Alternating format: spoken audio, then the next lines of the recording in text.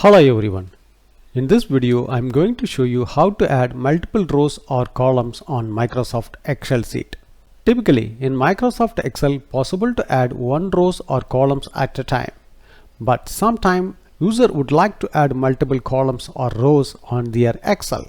There is no function to add multiple columns or rows on Excel by default, but some hidden feature help to add multiple columns.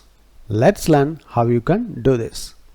Open the Microsoft Excel what you would like to add multiple rows or columns. Then select the rows, how many rows you need. For example, if you would like to add 5 rows, you have to select the 5 rows by click on the shift.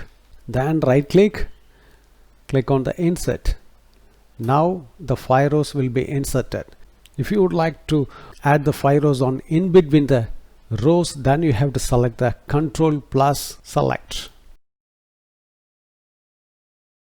Then you have to right click and click on the insert. See, now the rows will be added in between the rows. Now I reset this. Next I will show you how you can add the multiple columns. If you would like to add the 3 columns, then you have to select the 3 columns by click on the shift. Then right click and insert it.